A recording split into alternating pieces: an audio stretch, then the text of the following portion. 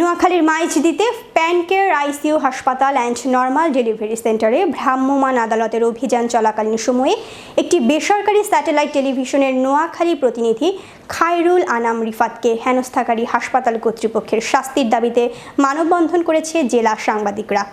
বৃহস্পতিবার নোয়াখালী প্রেস ক্লাবের সামনে জেলায় কর্মরত সাংবাদিকদের ব্যানারে এই মানববন্ধনের আয়োজন করা হয়। সাংবাদিক মোহাম্মদ সোহেলের সঞ্চালনায় বক্তব্য রাখেন নোয়াখালী প্রেস ক্লাবের সাবেক সভাপতি বখতিয়ার শিকদার, সাবেক সহসভাপতি শাহ ওসমান সুজন সহ আরও অনেকে।